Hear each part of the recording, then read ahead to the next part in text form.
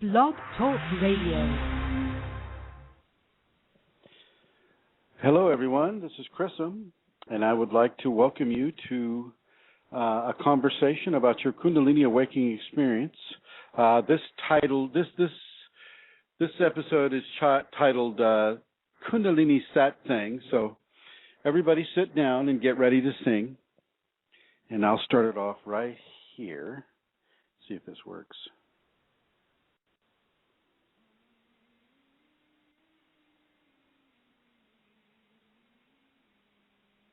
Not sure that's working.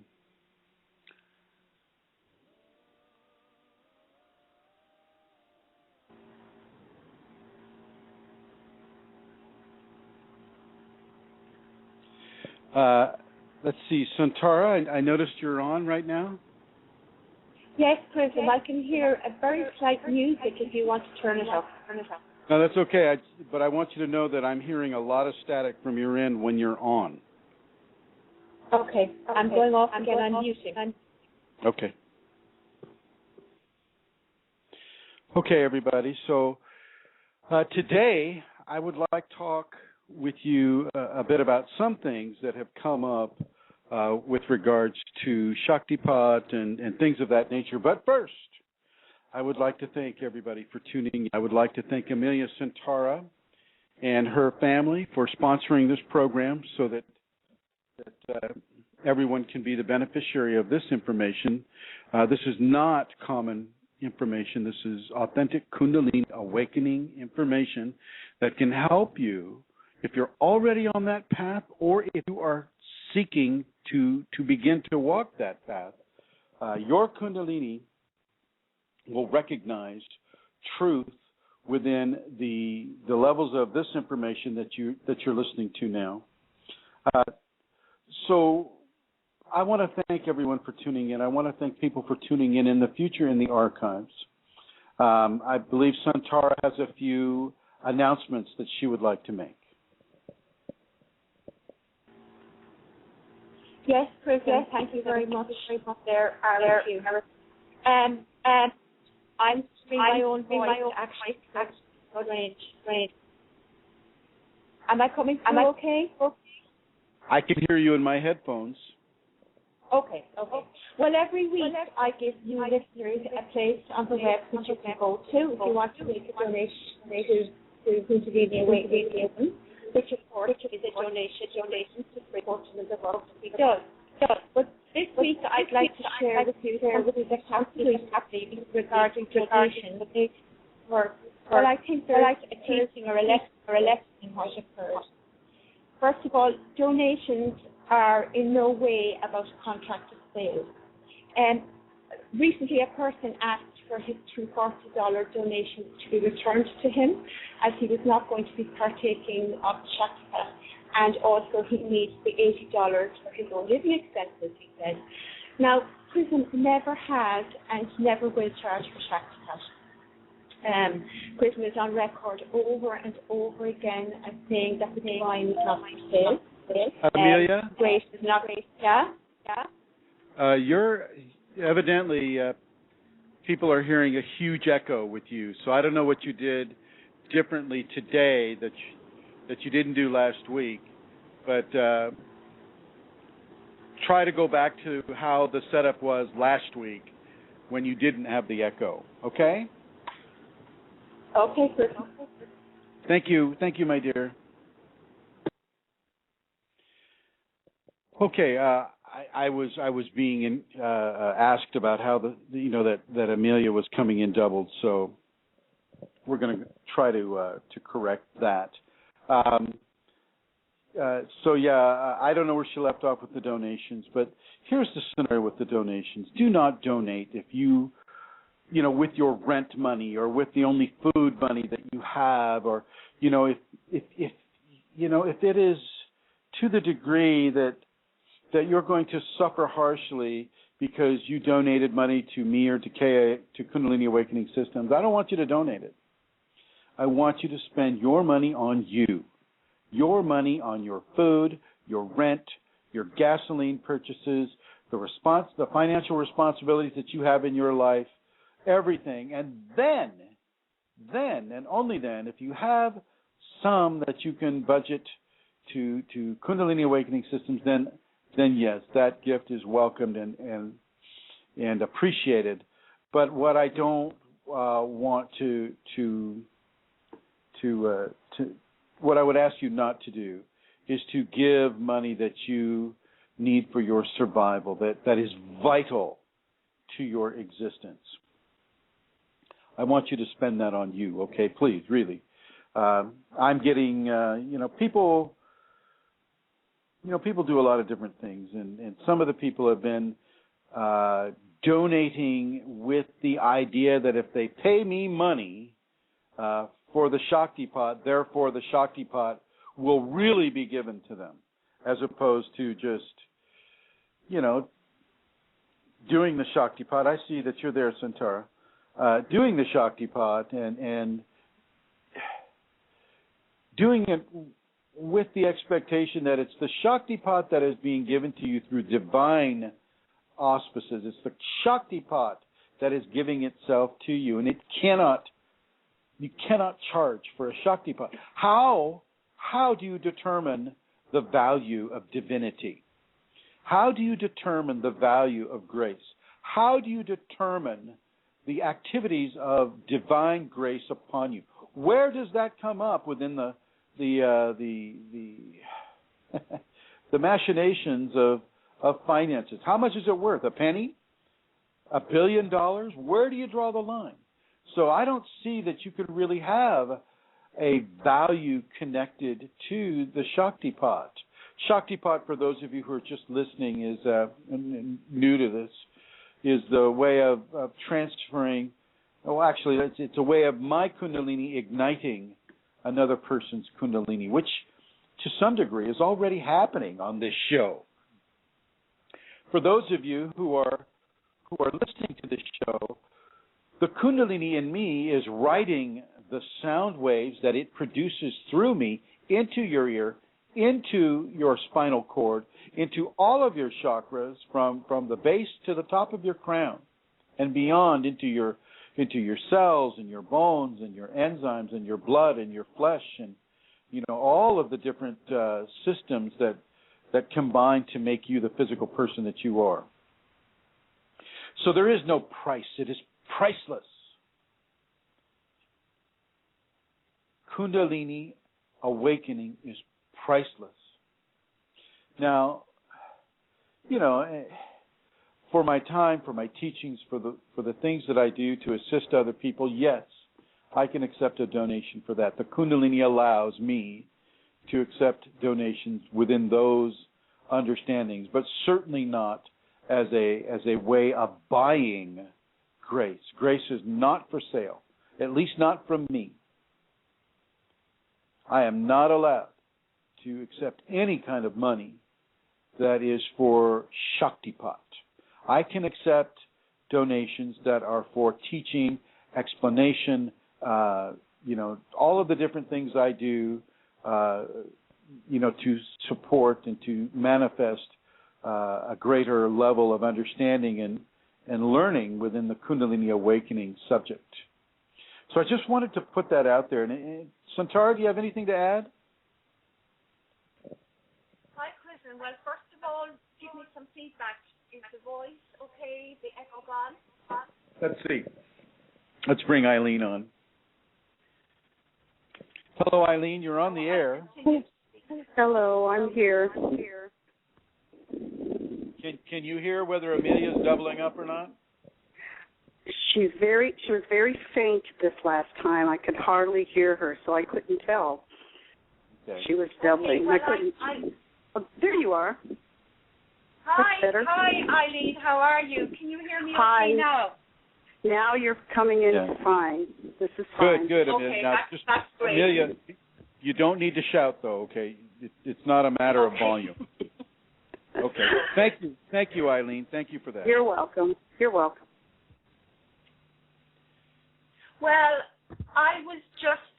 there's nothing to add, really. I was just going to give people the actual place that they can go to. I was actually going to give a quote from you that was posted recently on the Yahoo group. So I think I'll do that anyway, seeing as I have it in front of me. And it says from Chrism, as I am given to teach and spend time and give what I can to those who wish to receive, I will ask that you not donate to receive enlightenment. As the Shaktipat is given, it is not for sale. No donation covers this. It is for the teachings and the time and the energy spent in assisting that I am grateful for your kind and considerate gifts. And so, dear listeners, here's the place to go to if you wish to donate. It's www.ascension-kundalini.blogspot.com. And will I speak a little now about the seminar, Chrism, or will I wait till later? Yes, please, go ahead. Okay. Well, there's going to be a seminar in Ireland. It's a European seminar, and the location is in Ireland, and it is in County Dublin. Well, actually, it's in County Meath, but it is only 30 minutes from Dublin Airport, and it is happening on October the 19th and 20th. Well, it's beginning on October the 18th at about 7 p.m. And there's a lovely venue which we will be able to enjoy together, starting on the 7th at 7 o'clock on October the 18th and going right through until Sunday, October the 20th at 4 p.m. So this is an invitation to everybody, those in Europe, London, Scotland. I know that we're going to have some visitors from across the water, which I'm really looking forward to. So if you would like more information on the seminar, you can contact me at kundalinimatters@gmail.com, or you can also find information about it on Kundalini Awakening Seminar on Facebook, or actually it is posted on lots of the Kundalini Awakening System groups. So again, my email is kundalinimatters@gmail.com, so do get in contact with me and I can answer any questions that you might have. That's it, Chrism. Well, thank you, Amelia, and thank you, Eileen, and everybody. Who we always seem to have some technical issues come up, and I'll have to tell you something right off the bat. That Kundalini itself, its vibratory frequency, it has a defined effect upon electrical or electromagnetic-based machines and systems. You know, everything from your car to your TV to your computer. I can't tell you. I have a stack of computer laptops here that have been broken by the Kundalini. I need you to know that. I've noticed that the iPad is still working after 2 years, and I'm happy to see that, and I'm actually using that right now for this broadcast. But Kundalini has a defined effect upon the electrical functionality of many of the appliances that we kind of take for granted these days, like cell phones and iPads and iPad minis and all the different Google products and Samsung products that are out there. I've noticed that Samsung does tend to, at least some of the earlier products that I was using that were made by Samsung did tend to get a little affected by the Kundalini. So just so you know that if you are having electrical issues or you can't boot your computer up or something, you know, you get the blue screen of death or something like that, if you are Kundalini awakened or Kundalini active and you have this energy pulsing through you, your energy is also pulsing through that computer. And you need to be aware of that and know there's not anything that you can do about it. Kundalini, that's just one of the costs of having Kundalini. And this is an evolution. This Kundalini is evolution that can be sudden. And I'm going to suggest that Kundalini can speed up the evolutionary process for an individual. And I will also suggest that we do not know what the divine blueprint has in store for us as we transform due to the Kundalini. We can't guess. We're not allowed to know to some degree. Now, the Kundalini may give some teachings within the dream state or in a vision or in some, a very dedicated level of communication for that individual about what they're here to do or why they're here to do what they're here to do. It's not that Kundalini is giving you the silent treatment. It's more that it's waiting for you to come up to a level of evolution that allows you to participate more fully within the grand agenda that the Kundalini not only has for you, but has for those around you, including your loved ones. Kundalini, let's look at the physics of Kundalini for a little bit right now. From a physics standpoint, you'll have an energy packet that is circling around we'll just call it an atom. So the electrons would be Kundalini circling around that proton and that nucleus. And for a Kundalini person, that electron is going at a certain amount of speed. We'll call that a K electron. A Kundalini electron is moving around at a certain speed. Well, when it comes to other people who are not quite, who are not into having the Kundalini, well, those electrons will actually crash into the energetic electrons that are going at, say, a slower pace within that other individual, and it will speed up their process, thereby speeding up their evolution. And this can happen to your friends and to your family, to your spouse, or those who come into a consistent and concentrated form of contact with you and your Kundalini. And once again, this is not anything that you have control over. This is part of the process of having Kundalini. And I don't want you to fear for your kids. Oh, my gosh, my kids might start seeing these entities, or I start seeing entities and I see them walk into my child's room and my child comes away. Everybody has a level of guidance and protection that comes with them into a physical existence and physical expression. I don't want you to think that your kids or your friends or your family are just being abandoned to the wild ravages of a Kundalini awakening. That's not true at all. They have their own agenda within the Kundalini. They've chosen to be with you as you have your awakening, and they have been given certain functions that are not necessarily conscious within them that will ameliorate any kind of a negative or hurtful type of scenario that isn't there to teach them.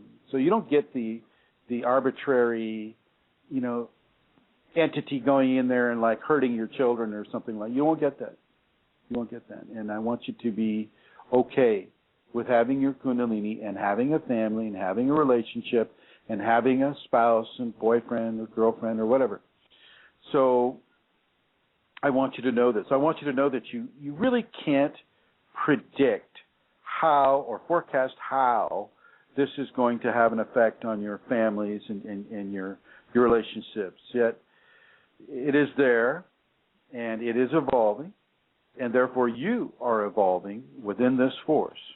And as these certain evolutions apply to us within the structure of grace that is being given, I mean, everybody has their unique structure of grace that the Kundalini is following, that blueprint, that divine blueprint that Kundalini is following. And within that structure of grace and support, you will discover your own unique evolution. Now, before I get going really in depth with this, I want to give out the phone number. The phone number is 347-934-0026. I would like to say hello to Brandon and Fashji and Tim Ashworth. Hello. I'd like to say hello to guest number 2247 and 2260. And welcome everybody. And thank you for listening live on the show, Rosemary and Eileen and the other person with the 520 area code. Thank you for listening. It's very, very nice to hear you. I was joking a little bit, Fashji, about the topic today. The topic today basically is going to be different levels conversation about Kundalini evolution. And so as we are introduced into the Kundalini and by our karma, we are changed by this introduction and by this recognition of who we are and how we are. And so because we're individuals, we are different, and our, how that looks and feels to us is determined by our levels of surrender and acceptance to the Kundalini grace, as well as from a karmic pattern of expression. And this is a beautiful and vast and loving new experience and expression that comes with this sudden and irrefutable evolution. I write the word irrefutable because that is what that is. Okay? We are changed. And in many ways, we are upgraded and advanced into areas of great expression and experience that are normally held for those who hold a very high spiritual expression. A high priest, a high priestess, a reverend. But just because these people in this life are choosing to express spiritually that way, it does not take away another person's life where they studied their whole lifetime just to have the Kundalini. They meditated, they prayed, they practiced, they gave service, they were loving, they were helpful, they were patient, they were forgiving. And in this life, they're not that high priestess or that high priest or reverend or pope or whatever you want to use. Now they're a janitor. Now they're a young person working in a fast food restaurant. Now they're an insurance worker, or now they're a police officer, now they're a doctor, now they're a whatever. But they're having the Kundalini based upon largely what they have done in another existence to prepare for it. Okay, and so this would be from a karmic pattern of expression. Now, so you don't have to be a high priest or priestess.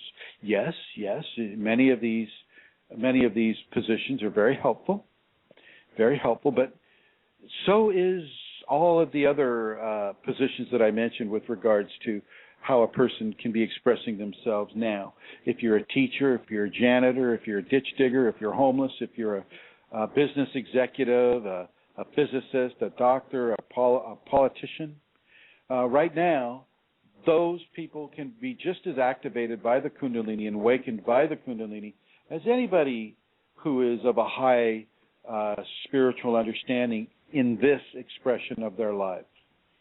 So nobody is taken out of the evolution by virtue of life choices that they're making right now. And for many of you that are Kundalini aware, and by aware I mean they're not activated, you're not awakened yet, but you're aware of it. And some of you may be pursuing it based upon that awareness. For many of you that are doing that right now, it's good to understand that Kundalini is really guiding your life choices. So for whatever reason you need to be that janitor, whatever reason you need to be that farmer, whatever reason you need to be that politician or that teacher or that doctor or that physicist or that whatever it may be, waitress, waiter. Okay, you need to be that right now. And it is no less and it is no more important than any of the other positions. We place we place career and a job or a position of employment as a way of determining how we fit into society, and this is mostly of an egoic nature. So I'm going to suggest that you take the ego out of the job that you're doing. And if you're already Kundalini awakened, if you're already Kundalini active, you'll feel a response, a positive response from the Kundalini when you begin to subtract the ego importance that we place upon our careers and what it is we have chosen to do for a living. It's very important that we don't go into competition with other people. Okay, I know. A lot of people want to be competitive, and yes, you're a fine competitor, and from within an athletic understanding, I can understand that. When I was doing athletics, they'd say things like that about me as well, It's just that we evolve away from that. We no longer need that. When we're younger, or we're in our teens and 20s and even 30s, we can go about this in a very highly competitive way. But when you start to come into the understandings given from the Kundalini, you begin to see that competition is not necessarily a helpful attribute within spiritual evolution. Okay, so I want you to understand that. It's not so easy for us to surrender to these understandings or to this evolution, because it requires trust in an unseen and not well understood force. And, these things can be frightening. As we were talking a while ago about the dark night of the soul, one thing that I neglected to maybe mention as much as perhaps I should have is the understanding of absolute abandonment. You can feel as if you're absolutely abandoned by your Kundalini in this space where you're completely alone, totally cut off from everything. And this includes the skills that the Kundalini, brings to a person. Everything is cut off to see how you respond. It is a grand examination, a grand test for you, as a person going through the Kundalini evolution, to look at it, to respond to in a positive way. Yes, the initial outlay is to see what levels of being terrified you respond to the most, but how that fear evolves and how you're able to come out of this experience without being so heavily laden with fear is the real product of this experience. But it can be so very fearful. We can be so very fearful of anything that we do not understand from an ego consciousness standpoint, and we want familiarity, and yet this cannot be given all the time within divine parameters. You can't be given everything because we're being trained to trust or to have faith. And as I said before, when you're developing faith, you cannot know the answers. Okay? So we're being trained to trust our Kundalini process. And we will have to do this whether or not we want to. Okay? We can come kicking and screaming, or we can come voluntarily. In some things, we are not allowed to have an ego or conscious choice within the flesh expression. And this is where we're forced to have trust and develop that confidence in the competency of our Kundalini process that's being given to us. I will suggest that you honor this great and amazing process within you. We must embrace our Kundalini evolution. Even though it goes outside of our reference points and our comfort zones, as we embrace, we are able to be assured that we are in harmony and resonance with our own divine evolutionary imperative. This is very, very, very important. And, within this surrender, once again, it's not surrendering to an enemy or anything like this. Is surrendering to a greater force that is already within you. It's already within you. Okay? And by achieving that surrender, after a while, it takes a little bit of time, actually a lot of time for some of us. But by surrendering, we can achieve a level of balance. And this balance can serve us in many ways. We must always be looking to attain balance inside the Kundalini. And as we live in times of severe distraction, sporting events, political events, social unrest, social networks, television, jobs, children, there are a lot of things that can distract us from this path. And, I want to take a moment and really help you to allow your balance to supersede these distractions. These distractions are based in desires. You know, I want to be noticed. I want to have this. I want to have that. I want to be in control. I want, all of these things are based in the ego consciousness level of fear of loss and want of gain. Remember that equation: fear of loss and want of gain. And with the Kundalini, that can mean not activating or not coming awake in a person just to revisit a beautiful, blissful experience. These parts of the Kundalini agenda will come of their own, or the Kundalini's agenda will be honored more than your desire of a certain aspect of that agenda. Your desire, your wish, can become an impediment to receiving, these amazing states. And so, balance allows all the aspects of an activation or awakening to express simultaneously and without undue stress or damage to one system or another. Forgiveness, if you do a lot of forgiveness, then you're bringing in a lot of balance, especially when you remember to forgive yourself. Now, there's a high frequency of unity and harmony of interaction as all the aspects of an awakening or activation come into expression.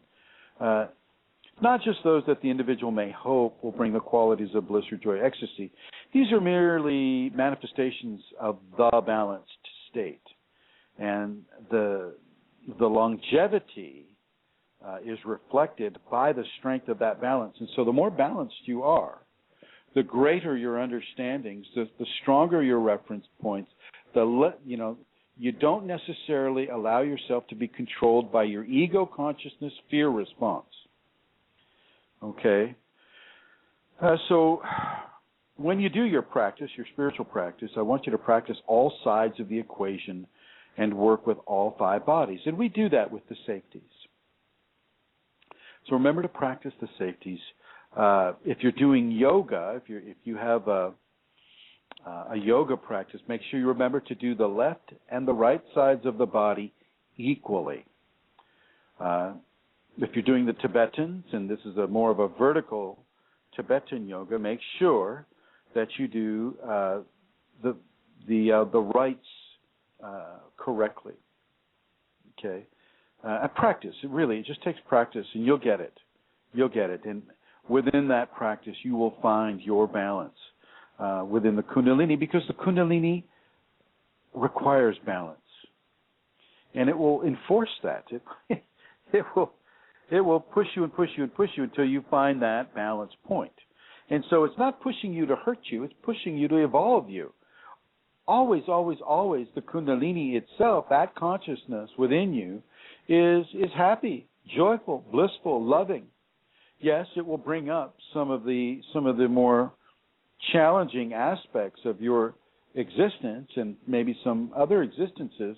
It will, of course, bring that up because it needs to take it out of your system. It needs to leach it out of your system. And so, the Kundalini will do what it needs to do in order to bring a balance inside of you. And this balance has to do with, how much energy you give yourself to do certain things. What organization of time, the time within your 24 hours day, how much of that do you give to the Kundalini? How much of that do you give to your evolution? How much of that do you give to your balance? Well, I'm going to suggest you give it all to the Kundalini, because the Kundalini is inside you. It's not going anywhere. And if you say no to it, it won't necessarily listen to you. It'll push its agenda. And so as much as possible, I'm going to suggest that you begin to form your response to the Kundalini closer to what the Kundalini wants rather than what your ego wants. And I'm being given to give you the phone numbers again, and here it is. United States area code 347-934-5600. 0026. 347-934-0026. And so the Kundalini will push you towards that balance, and the activation itself requires a balanced positioning of sacred male and sacred female. And by balanced, I mean you need to recognize that gender, man and woman, are 50% of an equation. One is not stronger or more important than the other. In many ways, it reflects the male-female, mother-father image that a lot of us with kids, we are those people every day. We're father and we're mother, or grandfather and grandmother. Okay, and so the way you would expect your kids to listen to you and to follow your direction is the way that I'm going to suggest you follow the Kundalini's direction within you.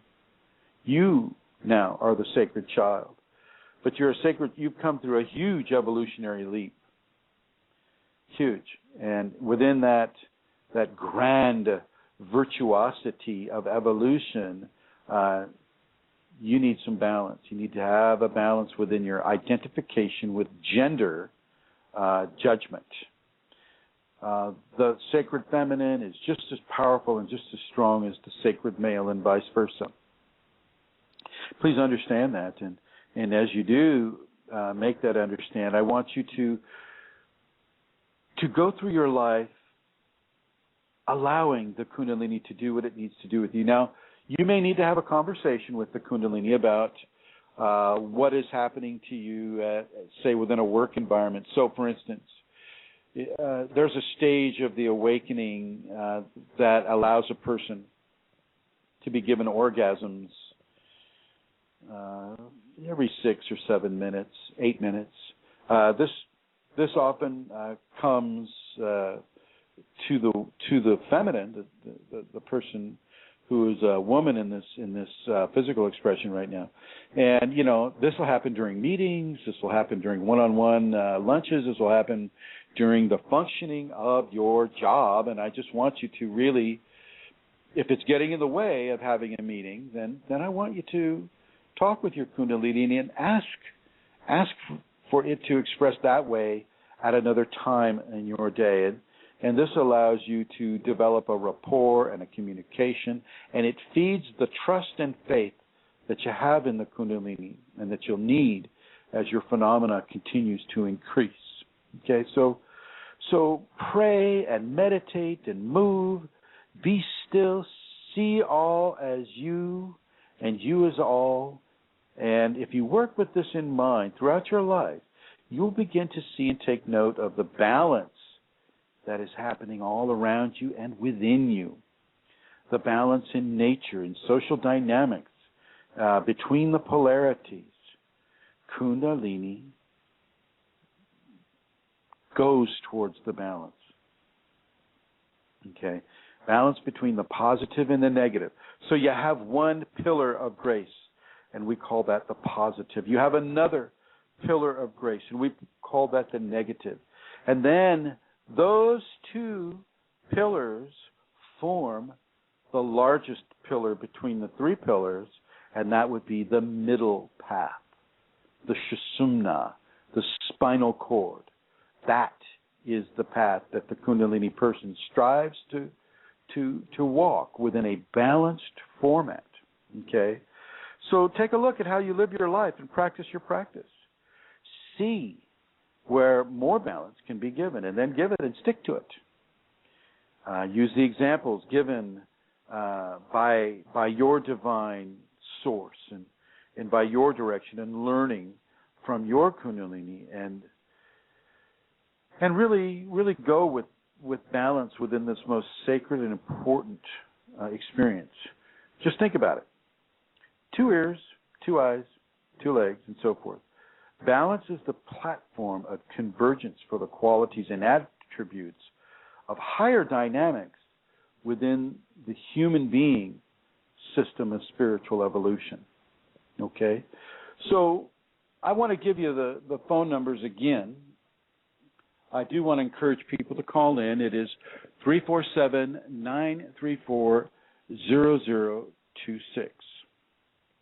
And with any aspect of your Kundalini, I've had Kundalini now awakened fully within, for 24 years, I think now. And I have been allowed to make almost every mistake a person can make except suicide. People can get real close to that too. And so I do have somewhat of an ability to give you some guidance and some counseling with the Kundalini. And it's, it can be very, very intense for many, many years. And a person can want this so bad. A person can want this so bad that they will do tremendous amounts of practice and stimulation, meditation, pranayama, in order to make this occur. Okay? People will attend, Vipassana courses or do, yoga retreats or, any of the various Asian expressions and practices, from Qigong to even some of the martial arts options that are being given. And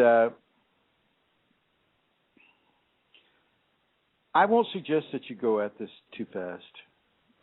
Really, give it some time. Don't try to have the Kundalini expression happen to you, within 1 week or within one life. You really need to give it time to transform the body. If you don't give it the time to transport the body, then you can be put into some very different and difficult scenarios. Okay? So don't storm the gates of heaven, I guess is what I'm bringing it all down to. Do not storm the gates of heaven. Do not take a drug or take an herb or do a practice or take Shaktipat from so many thousand different gurus until you finally get something going. Don't do that. Practice the safeties. The safeties are a standalone activation system. If you practice the safeties, then and you do it consistently and with sincerity, then your Kundalini will activate. You won't need anybody.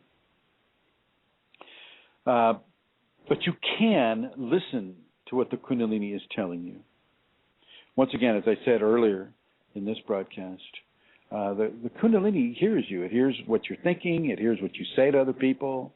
It knows what your inner speak is, your inner dialogue. It knows you. And I'll suggest, as I have often, that it knows you better than you know yourself. And within that context, it will often tell us in what direction would be best for us to live in, or ways to remove ourselves from situations that may not be conducive to our spiritual evolution at that time. And one of these would be, our fears. Our fears of losing our status quo, or losing that even when it's just, it's not healthy for us and it's not harmonious for us. And even though we know that, because it's familiar, we'll refuse and we will resist making any change whatsoever. And yet we will often continue to ply the waters of detrimental status quo, even while the ship is sinking. And so we dare not look beyond what we have or know or are doing, or what the current well-known, comfortably numbing experience or painful experience can offer. We will drag our kids and our friends and our family kicking and screaming into our little world of misery, because we're resisting this, and they will soon adopt that world as their own personal status quo of what they have to expect from life. And so you really want to be careful. Be careful about how you resist the Kundalini, because it's not just you that's being affected. It's everyone around you. I have spoken in these broadcasts about the tremendous action that Kundalini radiance has upon people around you. I would strongly suggest that you remember that as you're inside of your daily existence, with your kids and with your friends and with your family, with your workmates, and begin to change your resistance into a non-resistant expression. As you do that, and you'll begin to experience the love and the beauty and the bliss of the Kundalini, so too will those vibrations be given into your family and your friends, your work people, and strangers in general. Now, as you still continue to resist, the Kundalini will try to change that resistance in you. It will give you options to try to come out of resistance, out of fear, out of terror. And you can be given message after message, sign after sign, and often I have found that people will rationalize their way out of it. No matter how extravagant that rationalization may be, we will pull out all the stops and just really try to rationalize our way out of surrendering to the Kundalini. We'll say things such as, oh, now just isn't good for me now. And or we'll think, oh, yes, certainly surrendering would be great, but, maybe later. Or someone might say, I don't have the money to surrender right now. I've got to work these 3 jobs. I've got my family. I've got people to feed and whatnot. I just don't have the money to surrender. Or you might say, the kids are in school and they have friends, and so I don't want to change anything that might affect them that way, and et cetera, et cetera, et cetera. One of them is one of the biggest ones that I find people saying, potentially to themselves, is that why risk what I have, even though it's terrible, for what I don't have, which could be worse? But what I'm going to, suggest to you is you no longer have that option. You can choose to live in a world of resistance. You can choose to live in a world that will begin to come apart at the seams as the Kundalini continues to push its agenda upon you, and you continue to push that agenda away. And what you're really doing is you're pushing something that is inside of you out of you. And so it's a form of vivisection in a way.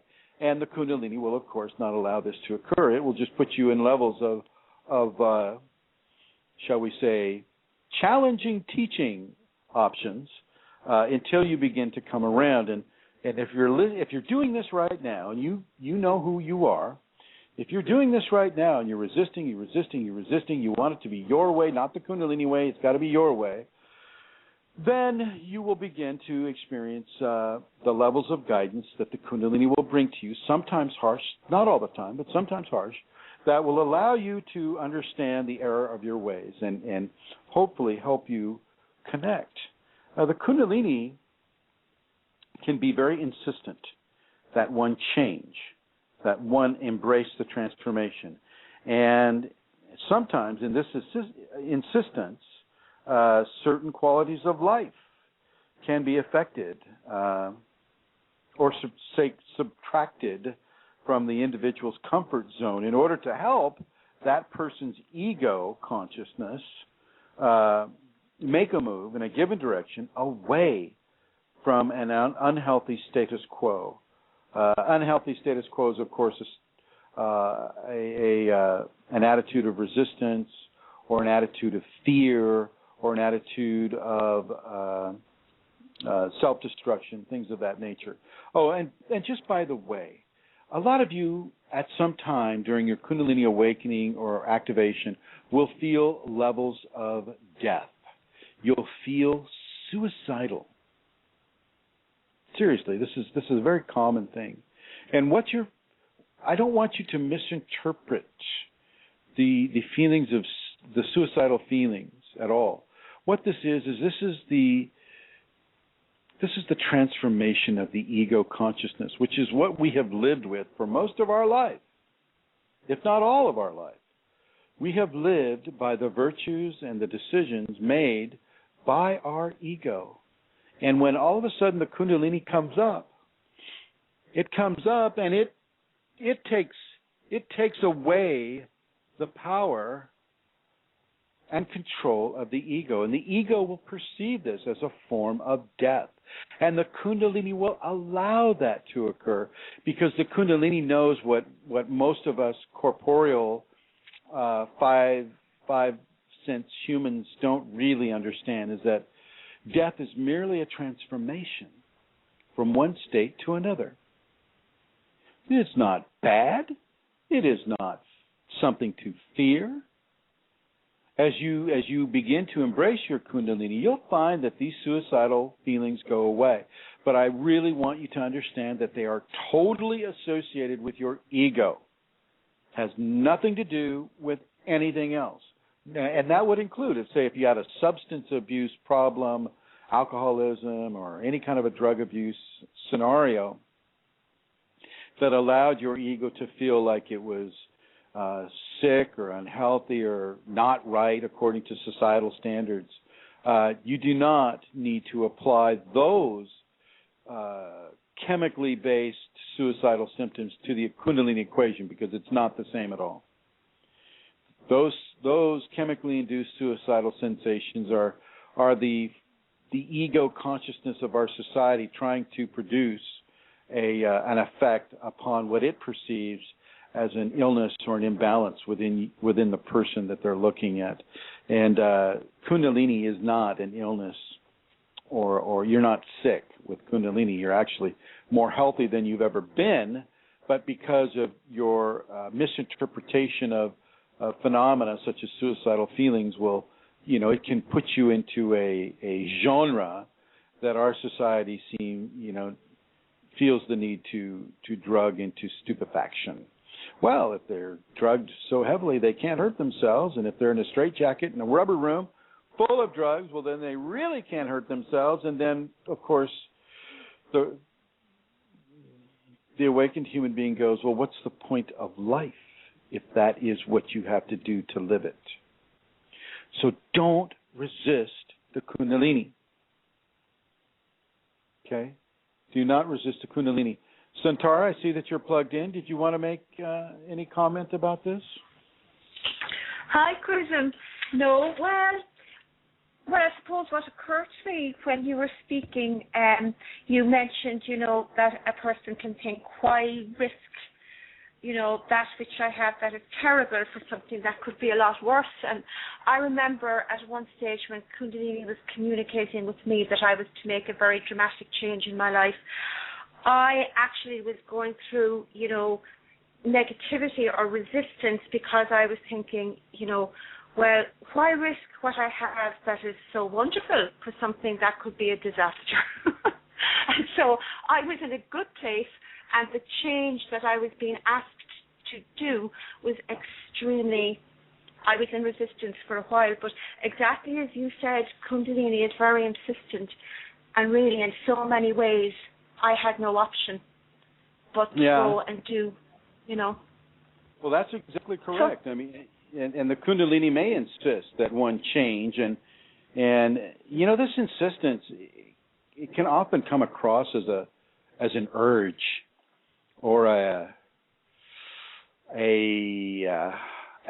very, very strong compelling within you to make certain qualities of life become, put into a better level of balance. So something may be subtracted from the comfort zone in order to help the ego mind of the individual make a move in a given direction. So, i.e., the Kundalini will make you uncomfortable in a certain way in order to kind of push you towards a certain pathway of expression. And by expression, I mean living your life.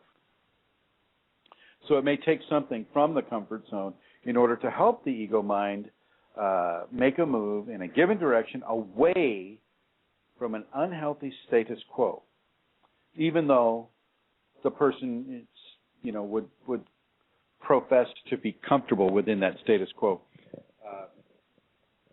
The Kundalini will push them away from that. And at first it'll do it with little signs and intuitive messages. And then when these are ignored or rationalized away, pain can become the method of education. And this pain will often coincide with a healthy response to the Kundalini or to the physiology of the person, but the person's ego may not be able to see it. So, for instance, a headache when the person eats or drinks something outside of what the Kundalini determines is healthy for that individual. So, just like our parents, just like mom and dad, if they see you eating the rat poison, they'll go, "Oh, honey, don't eat the rat poison. Here, have this broccoli. This organic, free-range, breastfed broccoli over here, or have that cantaloupe or that watermelon or that banana or that salad or that nut or any of the different foods that we eat." But it will be you will be compelled to eat this way, okay? And the headache is just that gentle nudge towards eating in a better way, according to the Kundalini, than what the individual would normally pick out for themselves. A stomach upset or abdominal pain can also do this, okay? And once again, this is all about the Kundalini. It has nothing to do with what you would normally do for a stomach ache or a headache. It's not a reason to run for the aspirin or the Tylenol or the ibuprofen or you don't need to run to the ER and go, "Oh my God, I need my stomach pumped. It hurts down there," or "My appendix is ready to blow." Now, I don't mind you going to the ER. 95% of the time when you go to the ER for a Kundalini event, they don't find anything. They'll run you through all the tests and you name it. They'll take the labs. They'll do the visuals and they'll go, "Oh, Mr. Chrism, maybe you're just having some indigestion." So the ER won't recognize it. And you can go there though if that's the response that you need to take. Then you can go ahead and go there. It's not going to change anything. You'll still have that stomach upset unless you surrender to the Kundalini and you go, "Oh, okay, I will have that organic, free-range, breastfed broccoli, and I will love it."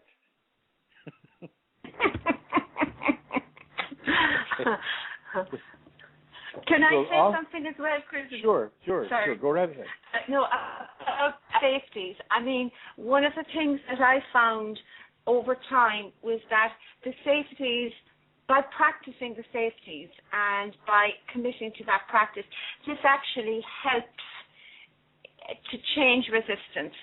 It really does, because the actual practicing of, it's hard to explain about the safeties, but my experience of them is that they really work on so many levels that are amazing. Like they seem to reach, through the practice, they reach into all the different levels of resistance that we have. And there are, in my experience of myself, layer after layer after layer. And it's like the safeties melt resistance, brings change, moved me into what it is that my Kundalini, wanted for me. Even I wasn't always aware of the practice of the safeties brought these things to me as well. So, even just the commitment to doing the safeties brings about huge change of themselves. And I know you say that they are also an awakening platform, but if you are already, within a Kundalini process, they really do bring balance to the process. They're not always easy peasy, but they are effective and wonderful, Thank you. That's absolutely true. They are not always easy peasy. Please don't think that. I mean, I know you'll have a lot of the beautiful, beautiful, wonderful, sweet, dear, lovely New Age fairies, roaming around with their fairy dust and going, oh, we are one, and, we're all one, and therefore we're all one, therefore everything's all right. But, it's just not always that way, because we have karma that we need to balance. And the reason we have karma that we need to balance is because it's not always okay with what we have done in the past, and perhaps not what we're doing currently within our life expression. And so it isn't always easy, especially, if we talk about the DNS or Dark Night of Soul like we talked with last week. It is not easy at all. When you see your reality begin to fall to pieces around you while you're still there, connected to your old reality, well, it can scare the heck out of you. You start hearing voices and seeing things that nobody else is hearing or seeing, well, it starts to shred your reality. You think you're going crazy. And by societal terms, you would be correct. Okay, you would be correct. So, these first signs and these intuitive messages are very, very important for you. They are given to you as a way to free you from the comfort as a safe and familiar world, regardless of how bad it is. It saves you from being addicted to that sorry situation that you've grown used to. Okay, and so, if these signs and, if you just don't want to ignore these things, and it extends to your job loss as well. Kundalini can get you fired from your job. It may not like that you're a welder.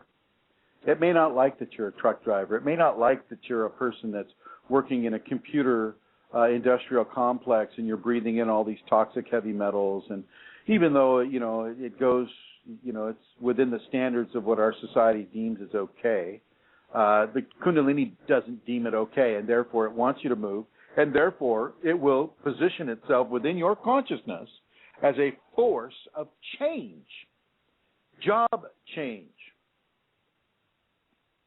It can make your job so unlivable that you will voluntarily quit. And then it will open up that new job waiting for you. And you need to have the confidence in the competency of the Kundalini as you wait for that next employment opportunity, rather than succumbing to the fear of loss and the want of gain. Once again, there's that equation. The fear of loss and the want of gain. Take those things out of your equation, out of your Kundalini equation. Okay? So I'm going to suggest that you pay attention to what the Kundalini is attempting to bring into your life. It'll bring it nicely at first, but perhaps not so nicely later on. And when we talk about surrender to the Kundalini, this is one of the finer, important components. Doing that which is given for you to do, even though it is outside of your comfort zone. Especially when it's outside of your comfort zone. We need to have the courage to act upon that which is given. We need to have the courage to act upon that which the Kundalini is giving us. It isn't always surrendering to that which is comfortable or easily done. It's a surrender and a balance to the guidance that knows us better than we know ourselves, and that guidance which is the guiding force of our transformation. Our transformation, the gift from the divine consciousness. Okay?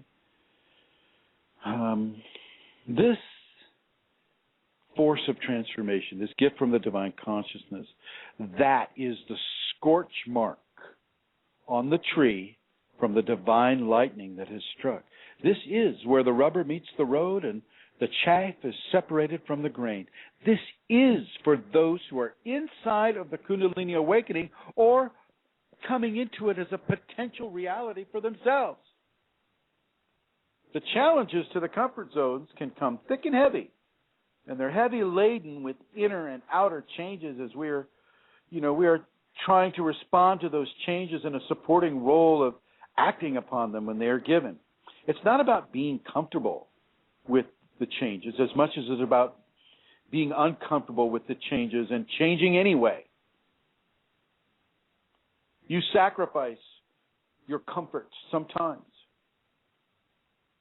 a lot of times with the Kundalini. You're not used to having that lower back pressure. And we'll often interpret that lower back pressure as pain because it's unusual, it's strange, and therefore it's to be feared, and therefore it's to be reinterpreted as a painful event, when in fact it can simply be just a level of pressure.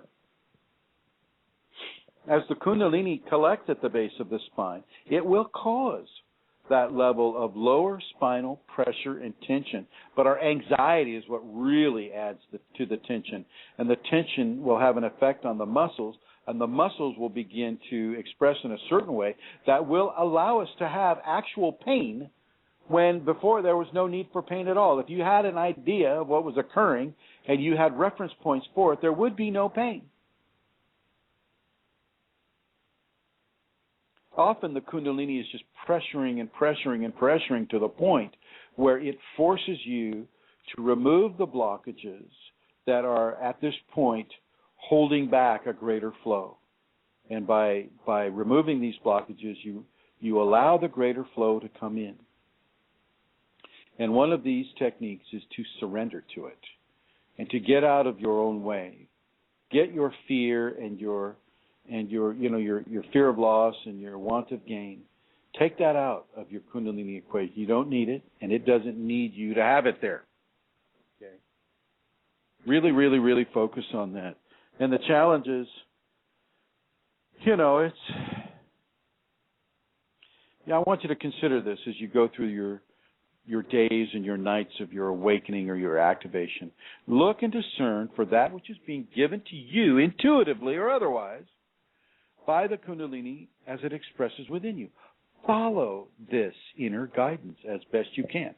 Now, I know some of you listening to this program right now are listening in response to the guidance that the Kundalini within you has given. And this guidance and this information that you're getting should act as a form of positive reference material for you. That, you are doing this, and it is doing you, and you are both hand in hand coming into this beautiful, beautiful spiritual evolution of Kundalini grace upon the material world. And you're that material world that the Kundalini grace has come upon. Okay, the divine, it has very little in the way of limitations with regards to the ways and means that's needed for the Kundalini advancement. It can do anything pretty much that it wants, but because we are an aspect of love within the jewel, the many faceted jewel of love. And let's talk about some of those facets of the jewel of love. Well, we have tough love. We have saying sorry. We have forgiveness. We have tolerance. We have compassion, sympathy. There are many, many, many facets of love to the jewel that is love.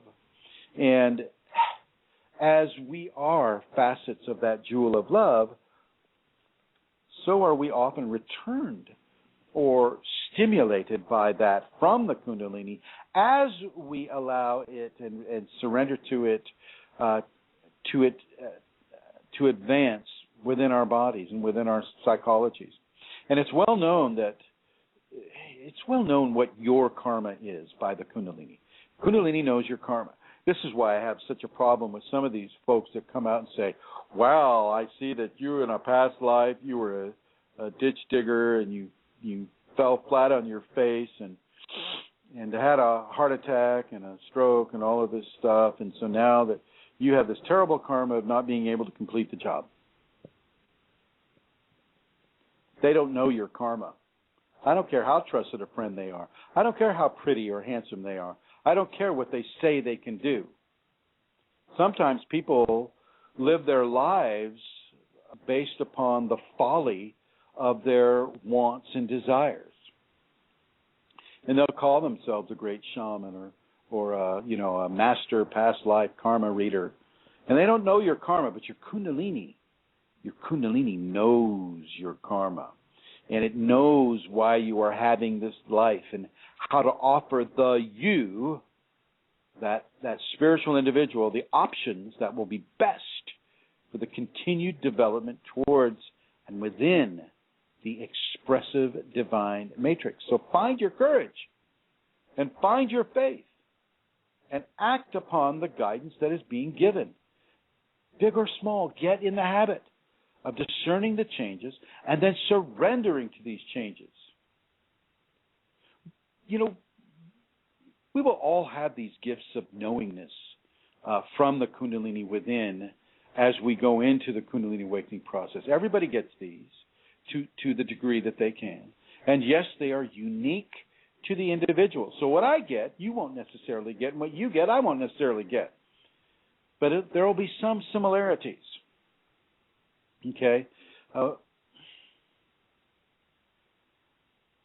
Make the changes that your Kundalini is suggesting for you to make. Really. Make the changes, even if it stretches your incredulity.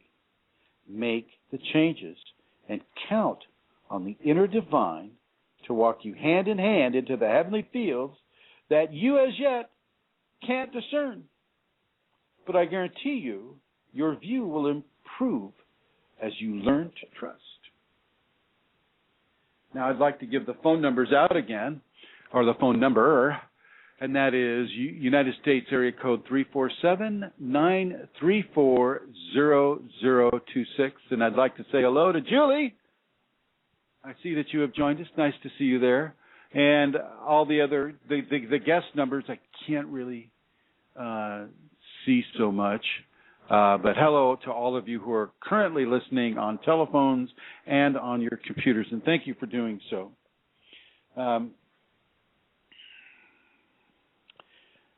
Brandon, something that you have been dealing with lately, and I'm going to go ahead and dive into it here. Brandon belongs to the Yahoo group, and he's right in the middle of some of the more, shall we say, difficult aspects of a Kundalini awakening. He's having some experience with certain types of entities that like to drain life force energy from us, whether or not we are willing to give it or not. And so, Brandon, I'd like to go ahead and talk about this, not necessarily strictly to you, because this is a fairly widespread phenomena.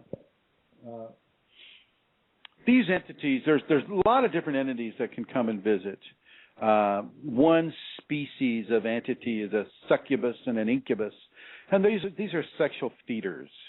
They try to they can see a person as having Kundalini, and they know that as a person has the Kundalini, specific levels of arousal, sexual arousal can be had within that Kundalini. And what they do is they hook up to the person, and then they begin to drain the life force. And they'll use any method they can to hook up with a person and drain that life force off. And, I had these two. Early on in my process. One of the things that I haven't said before is the importance of learning about astral projection. Incubi and succubi are astral creatures that can go into the blend to a certain level. They can go into a certain level of the astral and physical blend in order to achieve, their hunt or to use as hunting grounds. And we are that prey. The Kundalini awakening people or other people are that prey. And they won't just feed off of Kundalini awakening people. They'll feed off of people that are being sexually tormented, sailors on those long voyages, from, say, China to San Francisco or China to Los Angeles. That's a long voyage for commercial seamen to make. And, you don't have a lot of recourse, shall we say, with the within the social graces of meeting the opposite sex. And so a lot of fantasies are being given. And the incubi and the succubi will come to these people and encourage the fantasies and also feed off of those fantasies as well. But within the Kundalini context, you see them. It's not pretty. They are not pretty. No matter what they disguise themselves to you, they are not pretty. And I think Brandon may support me on that. They're kind of greasy, really. They're just not. I mean, who am I to say what beauty is? I'm sure an incubi is beautiful to a succubi and vice versa. But to me, they're not anything that I would want to procreate with. And that is the area. That is the area that they attack us within. Is, you know, we are so profoundly inundated and saturated with pornography and sexual excitation and arousal. You know, we're even dressing up our 5- and 6-year-olds as beauty queen contestants, running around in, you know, whatever. So that serves the purposes of incubi and succubi quite nicely, because as we come into our Kundalini awakening and we respond to that arousal, well, we'll respond to that arousal in the ways that we always have, you know, without making any corrections. And so, you know, we'll respond to that arousal in a, shall we say, a fetish-oriented or a pornographically oriented sexual expression. And these beings will come and feed upon those, on that life force that's coming out of you during that expression, during that experience, shall we say. The importance of astral projection is to be able to astral project at will. I don't know if this is just me. I haven't heard too many other people express it. But when the incubi and the succubi were bothering me, well, what would happen is I would see them. I'd wake up, typically I'd be sleeping, and I'd feel a pressure over my waist. And I'd wake up and I'd see this dark form over me, and I knew pretty much intuitively what was going on. And I would tell them to leave, and I'd tell them to leave. They are not allowed to do this. You do not have permission to do this. You're going to leave. And they don't leave. You know, so one day, you know, I was sleeping. It was like, you know, 6 or 7 in the morning. And once again, they were on top of me trying to drain my life force. And I just got really fed up with it at that point. I'd warn them, and I'd warn them, and I'd warn them. And this time, I was not going to warn them anymore. I was going to take a proactive position with this. And I instantly astral projected to where they were. And I instantly produced, shall we say, a helpful device that I was able to hold in my hand and convince the male that this is not appropriate, even though he wasn't doing it. But they always come in pairs. And I went up to the female, which I can see to this day as being this kind of a monstrous-looking type of creature. And because of my social upbringing, my mother, you know, we were always told, boys never hit girls. They never, ever hit girls. And so, of course, I was held back by that programming at teaching this one a really, really strong lesson. But I taught it to the male, and she knew. She watched. And I was about ready to teach it to her, and my programming stopped me. But I told her, never, ever come back again, or I will come back again, and I won't stop. I will not hesitate. You stay away from me. And it worked. But I don't know that other people have this instant astral projection thing. I've been able to do that a few times in my past, but that is how I was able to deal with it. But you need to be consistent, because they will come back again and again and again and again. And you need to be very consistent with your response. So for any of you that are having these visitations by the succubi and the incubi, do not go into fear. Better to go into a bit of anger about it, you know. Go into some anger, and the anger will feed your courage. And don't feel that you are powerless against these entities. You are not powerless against these entities. I could do a whole show on how you are not powerless against these entities. And I want you to respond strongly, and do not encourage the feeding to occur. That will not help you one bit. Do not encourage. Roll over on your side, on your stomach. They will take advantage of the position that you're lying on in your bed or wherever you're having this experience. They'll take advantage of the position. If you change the position, that means they have to change too. There's a lot of these weird little rules in the astral that doesn't necessarily correspond with the physical, but sometimes does. And so if you change your position, that changes their access point, and then you interrupt the feeding from that level. For those of you that have the Kundalini and you're having these experiences, do not be afraid. Do not lash out in anger, even though I have to admit that's what I did at first. I was pissy about that. It's like, don't you come on to me. Don't you sit on me.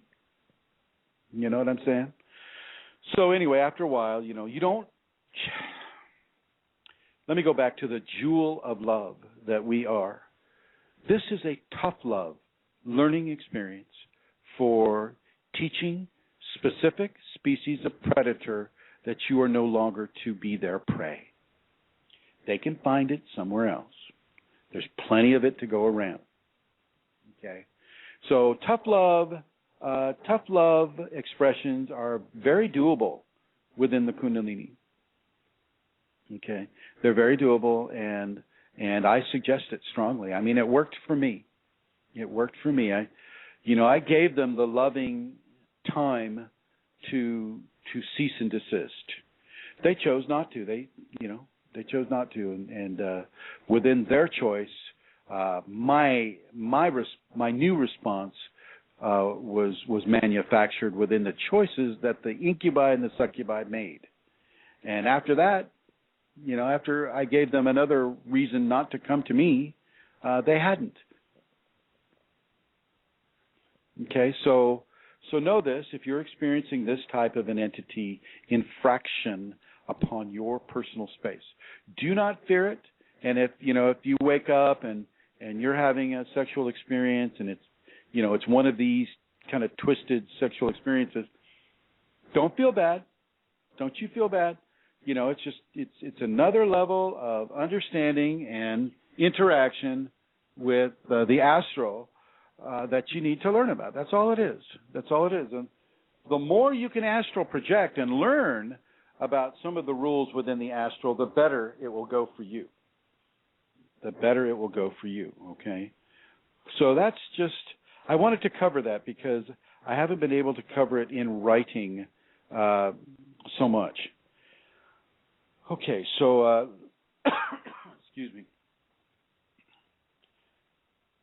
So look, with the Kundalini comes an internal spiritual renaissance. And as we flow through the infusion and into the changes in a positive expression, into the changes of all of the bodies of Kundalini expression, and as they become more and more pronounced, we become aware of the many attitudes and emotional expressions of those around us. And it's a form of mental, emotional telepathy.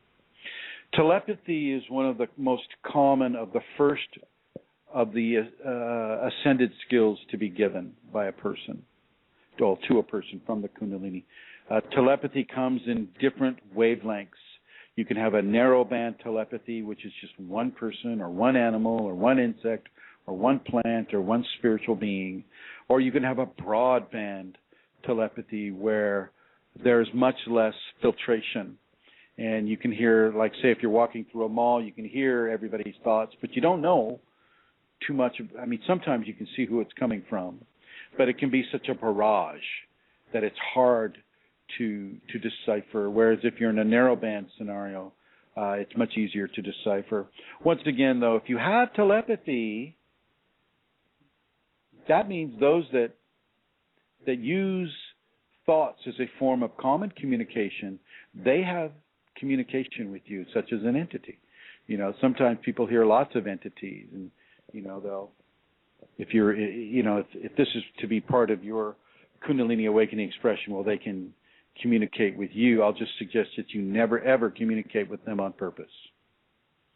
Accidentally is one thing, but once you learn, don't enjoy any kind of a communication with them. And as you do not communicate with them, they will simply fall away to somebody else who is, shall we say, more social with them. But as we flow through all these infusions and our attitudes and our emotional expressions become exalted by the Kundalini, this begins from the radiance to affect other people. And if you're feeling really, really toxic, well then your toxic feelings, as I mentioned before in the show, can come to other people, and this is the reason why the safeties are very, very important, because it's a form of radiance. Radiance nurturing. You're nurturing your radiance to be loving and helpful and forgiving and non-judgmental to the degree that you're allowed to by the Kundalini. And through these levels, say, of forgiveness, is the place of non-judgment being shown. So as you forgive, you're forgiving totally and without judgment. And as we walk through the populations in our life, the American population, the European population, African, Asian, Australian, Indonesian, Indian, as we walk through all these different populations in the world, and we read the energies of the people that are more, that are being challenging in their life expression right now, like say molesters or thieves or rapists or murderers, we forgive as we go. As we walk among the predators and the prey, we forgive as we go. It is not for us to judge these brothers and sisters. It is for us to light the way for their own realizations of how to come into this harmony. Look and see. It looks like I'm running out of time here. Yeah, 32 minutes. Okay. It is for us to light that way for them to come into the harmony of their own current and past deeds. And we do this through an ever-present, exalted forgiveness. At first it can be shocking, really, really shocking to feel these expressions and frequencies and visions. It'll be almost as if you're a voyeur into the dark secrets of another person, and we are that to some degree. And yes, we are aware of these secrets, which are only secrets to the majority of humanity, but not to those who are Kundalini awakened. This is why it is so very necessary to walk without judgment, because we have walked in the shoes of those oppressors. We have been that oppressor. We have been that murderer, that rapist, that molester, that thief, that all of those, expressions. We have walked in those shoes, which should give you an idea of how long it's taken you to even know about the word Kundalini. We are,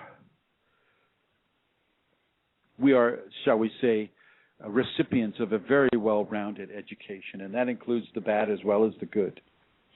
And so, yeah, it can be shocking to witness and experience these frequencies. And once again, you just need to forgive. Everything that we have done is there for all to see from a spiritual vantage point. There is no such thing as privacy. The only privacy that we have is this idea of privacy from other people who are behind the veil. But even then, as we have Kundalini, we come out from behind the veil to a large degree, and we can see what a person has done and what they are doing and all of these things. And yet, because we're only seeing it through the gift of grace, we must hold sacred space for those souls that are going through that educational process.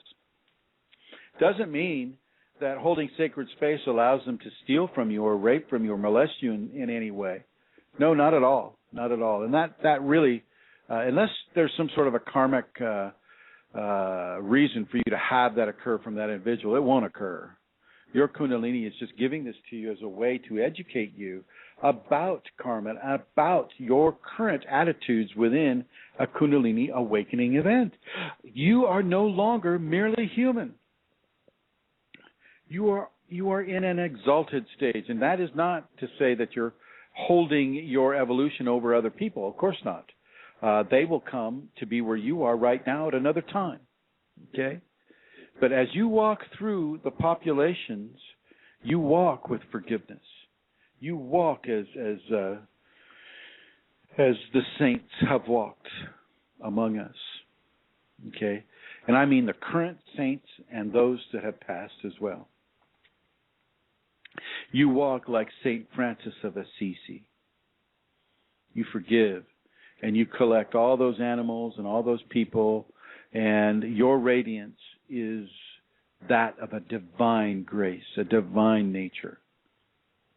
And that amplifies your forgiveness into that of a divine forgiveness, an exalted forgiveness, a forgiveness that is far away from your normal understanding of what forgiveness is.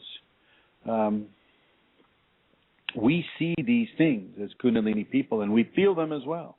And when we forgive, we are able to release any attachments or matching experiences we may have had in previous existences. In other words, by forgiving these folks, you can really begin to work in a way upon your own karma.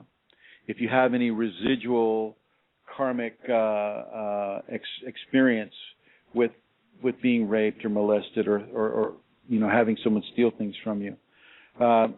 So we can release any attachments or matching experiences we may have had in previous existences. From that forgiveness, we attain neutrality or balance. From balance, we are able to show an expression of nonpartisan reverential love for all of our fellow mortals.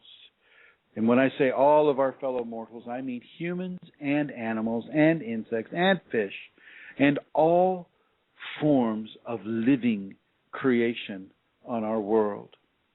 Okay? And for all creation, from spirits to incarnated spirits, we are able to flow the divine natures that are given to us from the Kundalini. And we are indeed conscious bastions of divine love, from which a special frequency of love is able to be given to others from the mere radiation of our radiance. But we must open to it consciously within our awakening process. So really, take a moment and just open to your radiance and open to the forgiveness that can modulate your radiance.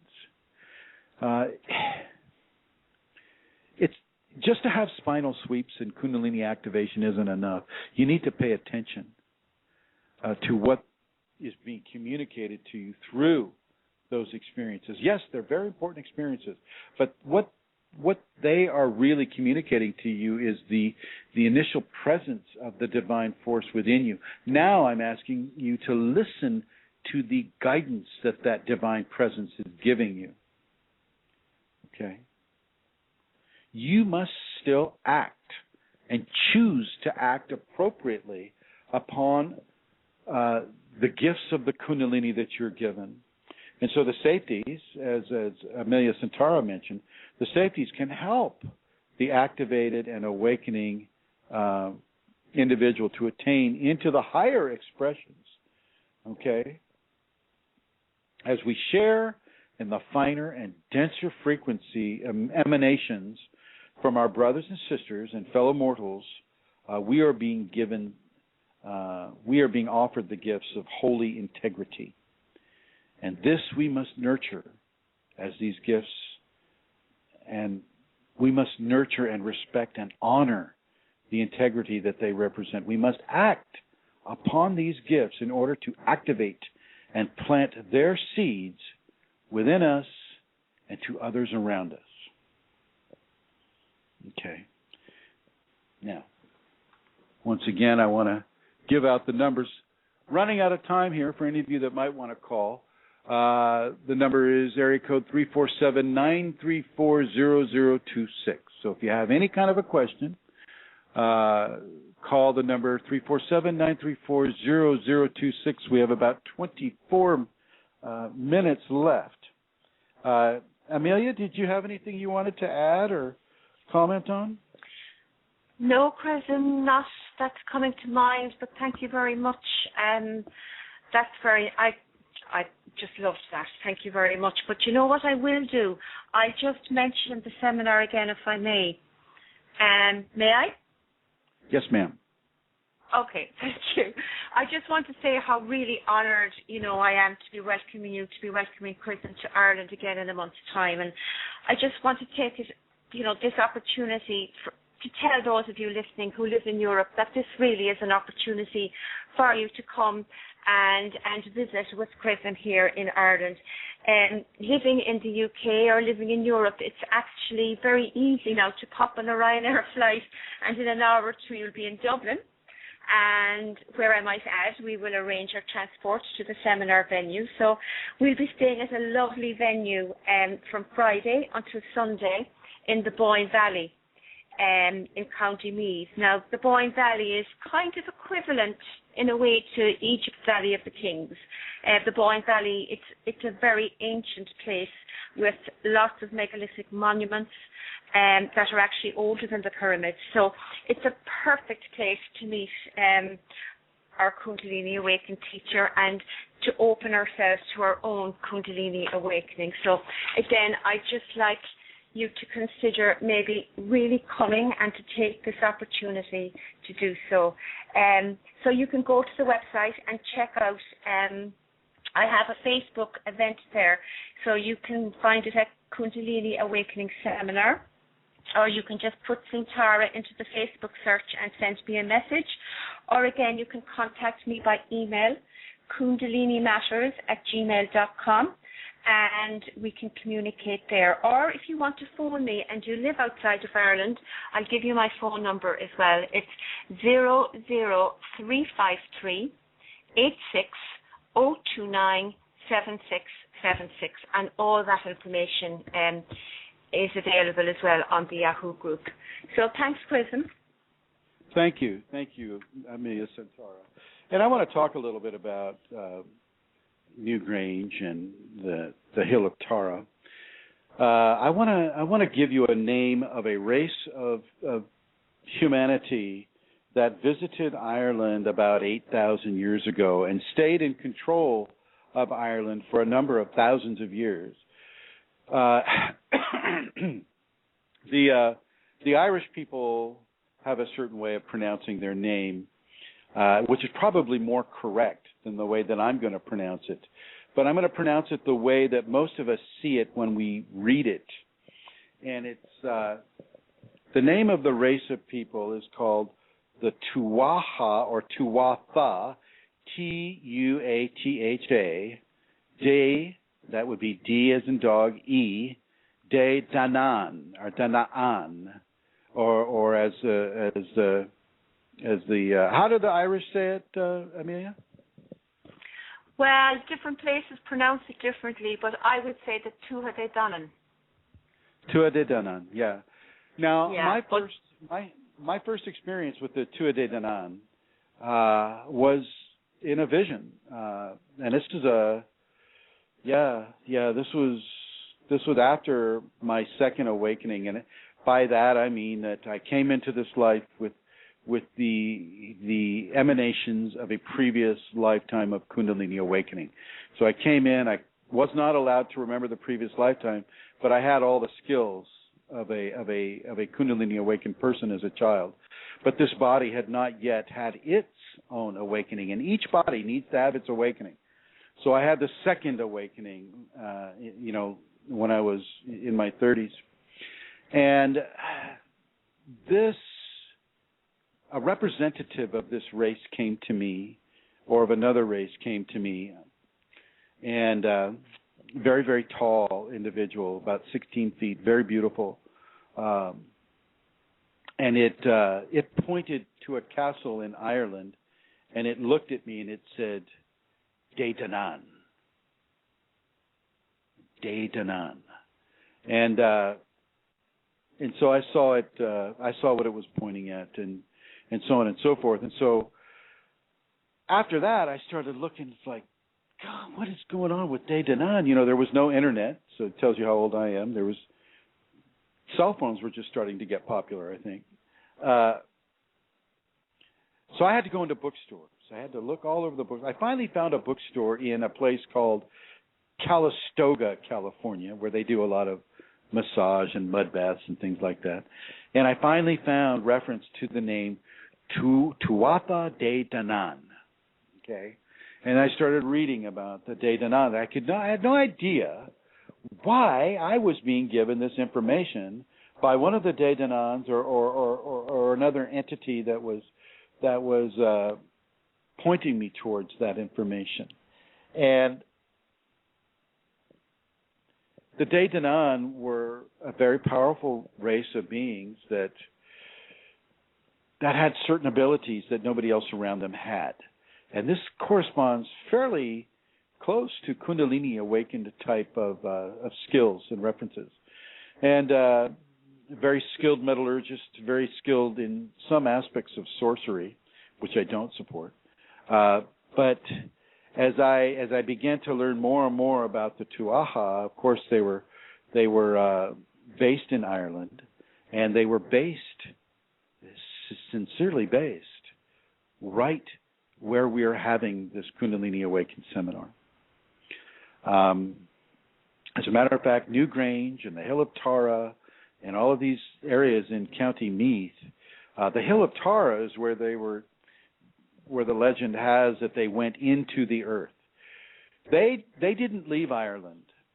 They were not displaced so much as they decided to go into Ireland. They became the people of the hills, which eventually translated into the word she or fairy in Gaelic.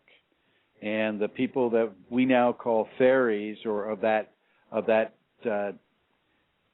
astral and physical nature, that is where they are.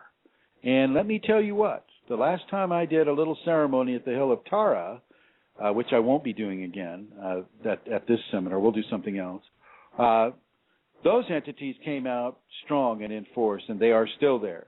And so there's a very great possibility that you may come in contact with remnants of a physical population called the Tuatha De Danann. And it's very interesting. It's very powerful people, very powerful race, and they do still have active effect upon the populations in Ireland. Now, I don't know why my Kundalini has decided that Ireland is the place where I'm going to be doing a lot of these seminars, but I have a feeling it has to do with the Tuatha De Danann.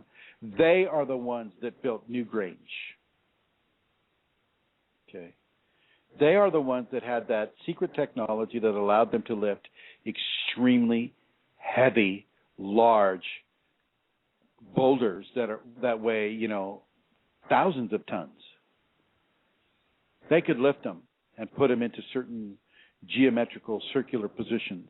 If you go to Ireland, there are many standing stones in circles that are still there from those times and from previous times. And so, yeah, Ireland is a very, very special place upon this planet, as is the south of France and parts of England and Scotland, and in the United States with regards to the mound builders, to the Serpent Mound in Ohio and these other places.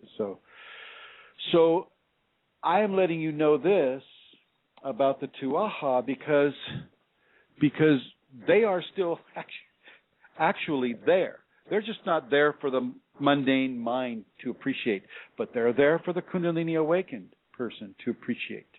So just it's an FYI. It's a very, very special ancient place, and I'm very encouraged and excited about doing Shaktipat and giving people education and information about the Kundalini awakening, much as I'm doing right here, right now with you. Okay?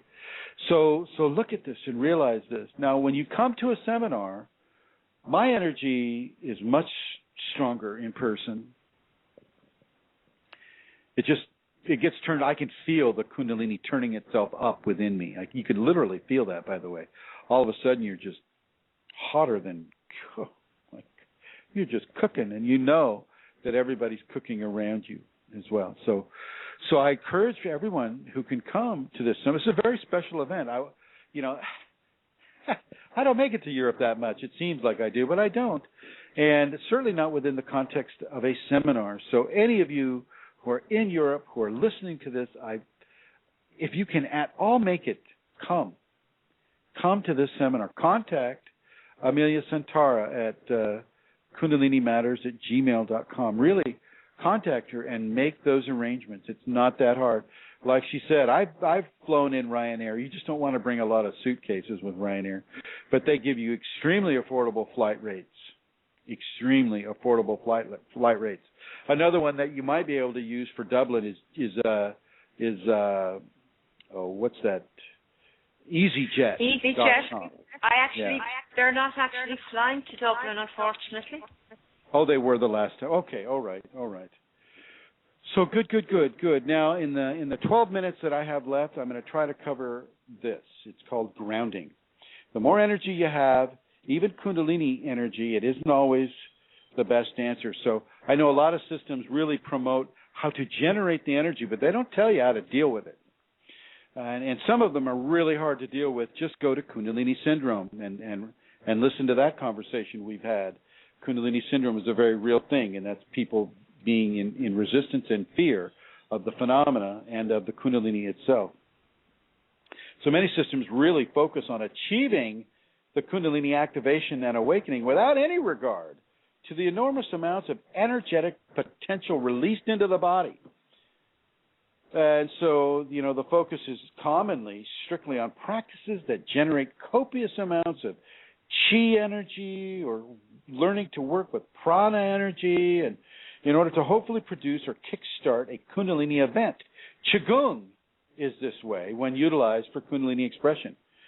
Inside of the Kundalini, when it's already there, we can get over our heads into the energetics, and there are very few reliable remedies that will help us to alleviate symptoms of energetic overload. Grounding is one of them. Grounding is, it's a system that can greatly relieve an overload of energy within the Kundalini context. So please listen carefully. When we eat, we begin to ground by switching the focus of the body to an autonomic function. Chewing, tasting, swallowing, digesting, defecating, urinating, having sex, all of these things takes the ego mind and the intentional or unintentional focus off of the energetic waves of phenomena. It's kind of like putting your body into maintenance mode. And so that forces the ego to take its mind off of the phenomena that might be scaring the person. So you want to eat. Fruits and veggies are less grounding. Meats and root veggies will be more grounding than the fruits and nuts. Juices of fruits are less grounding than juices of veggies and so forth. You have to look at the doctrine of signature. The doctrine of signature is a recognition of what a creation does, and how it grows, where it's growing, how it does what it does. So, for instance, a carrot, it grows in the earth. Its color is orange, okay? It helps the eyes. So the second chakra and the sixth chakra and the first chakra will form a triangle of expression within the idea of the carrot. It is also shaped in the form of a Shiva lingam. Okay, the expressive organ of the sacred male. And so you look at that whole thing, the color, the shape, how it's grown, where it's grown, what it affects on the body, and you look at that as the doctrine of signature. So the doctrine of signature of veggies are different than the doctrine of signature for fruits. Having a sexual experience, as I mentioned, can do this, but the sexual expression must be outside the tantric model, because once again, we're not trying to produce more energy. We're trying to deal with the energy we've already got. Okay? So, meat is a very grounding nutrient. Okay? And sometimes you'll be forced to eat meat for this purpose, especially if you're overly addicted to the energetic generative techniques. And then, of course, having sex outside of tantric sex. The sex drive is another example of the autonomic system, and relieving oneself, or aerobic physical exercise, hard work, working in the dirt, working in the ground, sitting next to a tree.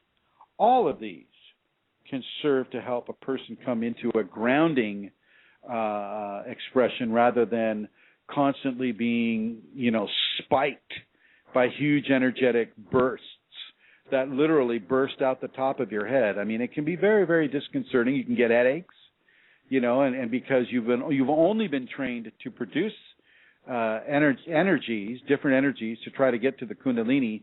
Well, that's the only recourse you have. And I'm saying no. You have enough energy. Now start to learn how to ground, because it's just like electricity. Unless you're grounded, the flow is not going to happen. Well, same with the Kundalini. If you're totally ungrounded, your flow is not going to happen.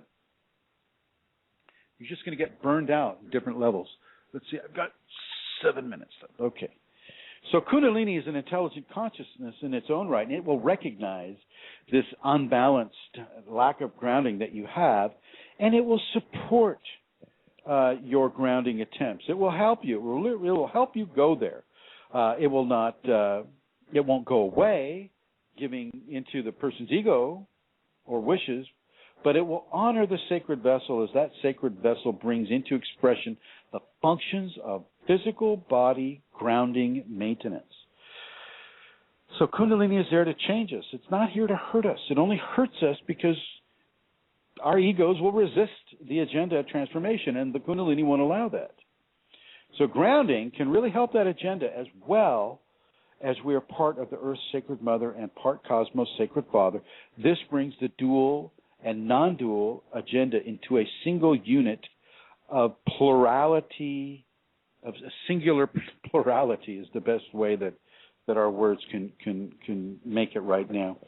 So when we ground, or we anchor our energies into that balance, subsequently some grounding techniques will involve the soil.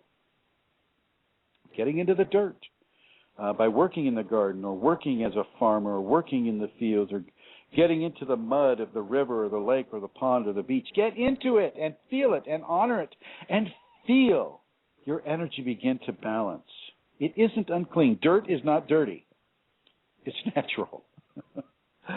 It is as natural as your body, and it is that which makes up your body. So honor this mud and soil and get into it truly. Truly get into it. Okay? And then I've spoken to you before, I think, about leaning against a tree and feel the roots spread out from the base of your spine into the soil once again. These types of things. And just to, again, I'm going to, because I've talked about this before, but I want to run through it again with the little amount of time that I have left. These are the are some grounding options. You'll know others as you come into them. Eating, sex, bodily relief functions, exercise, hard work, gardening and soil, mud, trees, barefoot, naked in nature. These all will help you ground yourself within the Kundalini, and these do not engage much in the way of technology. And I found this is good. This is good. Okay. So just know that you really are loved. This is an absolutely beautiful experience. If I don't focus on the beauty enough in these conversations is because the beauty is self-evident. The love, the bliss, the ecstasy, these are self-evident. I can't explain these to you because they're beyond words. I can only focus on things that I am given as voices from many different people that I've worked with before. You know, these are the voices of people that have asked for guidance within the Kundalini. It is their voices that are driving this conversation right now. You may not experience everything that I talk about, but I'm pretty sure within the Kundalini context, you will experience some aspects of what I'm talking about. And within that understanding and that experience, I'm going to suggest that you find your way to ground yourself. Don't always try to generate more. More is not always better. Fast is not always better. Slow down and take care of the earth aspect of yourself as much as you try to inculcate the cosmic, energetic aspect of the Kundalini. Okay? It looks like I'm out of time, my friends.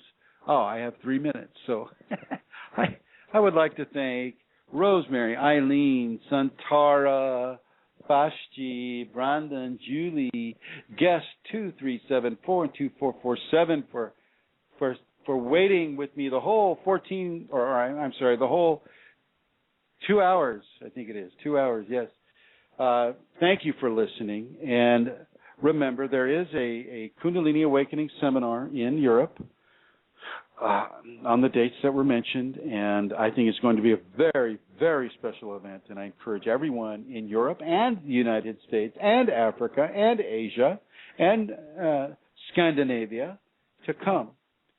Come, awaken the Kundalini within you. Bring yourself into this new expression of spiritual, physical evolution. And thank you for listening.